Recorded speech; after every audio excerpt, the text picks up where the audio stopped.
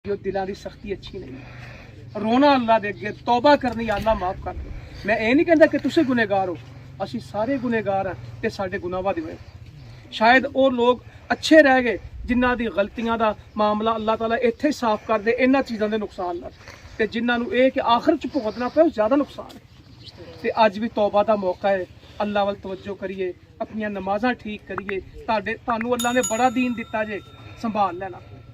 लाहौर, इस्लामाबाद, कराची बड़े दूर निकल गए, बेपर्दगी, बच्चे आवारागर्दी चले गए ने, नशे आ गए ने, भैन भराई रिश्ते खत्म हो गए ने।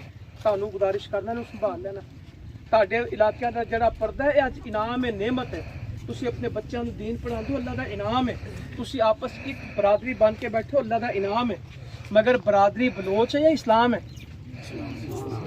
ये तो मैनू कह रहे, वैसे की कहते बलोच होना कोई जुर्म नहीं है, मगर बलोच बाच और मुसलमान लड़ाई की बुनियाद कुफर इस्लाम है या बरादरियां कबीले? कुफर इस्लाम ना जंग है, बरादरियां नाल नहीं।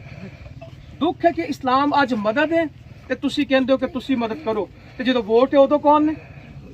इन्नी बड़ी गुलामी इन्हां कौमां दे अंदर वडेरियां नूं सिरां ते बिठाणगे। अज जिहड़ा तुहानूं आके नहीं पुछ रहा, वो इत्थे आ जाए ना ते ओनूं हत्थ मिलाना कि ओहदे पैरां नूं हत्थ लाना, ओहदे गोड्यां नूं हत्थ लांदे, ओहदे पैरां नूं हत्थ लांदे, ओनूं सजदे नूं पैण नूं करदे। जो फैसला करते गलत सही ओहदे नाल मरदे ने। अज वो कित्थे ने सारे ते सारे? ਜਿਹੜੇ 30 ਗੱਡੀਆਂ 'ਚ ਇੱਥੇ ਜਲਸੇ ਕਰਦੇ ਇਲੈਕਸ਼ਨ ਦੇ, ਉਹ ਕਿੱਥੇ ਨੇ ਲੋਕ? ਮੈਂ ਨਹੀਂ ਕਹਿੰਦਾ ਕਿ ਤੁਸੀਂ ਕਿਹਦੀ ਹਮਾਇਤ ਕਰੋ ਕਿਹਦੀ ਨਹੀਂ, ਕਮ ਸੇ ਕਮ ਉਹਨਾਂ ਤੋਂ ਸਵਾਲ ਤੇ ਕਰੋ। ਉਹਨਾਂ ਨੂੰ ਪੁੱਛੋ ਕਿਉਂ ਉਹਨਾਂ ਦੇ ਨਾਲ ਹੋ? ਸਾਡੀ ਬਰਾਦਰੀ ਹੈ ਭਾਈ, ਸਾਡੀ ਬਰਾਦਰੀ ਇਸਲਾਮ ਹੈ, ਸਾਡੀ ਬਰਾਦਰੀ ਅੱਲਾਹ ਦਾ ਦੀਨ ਹੈ।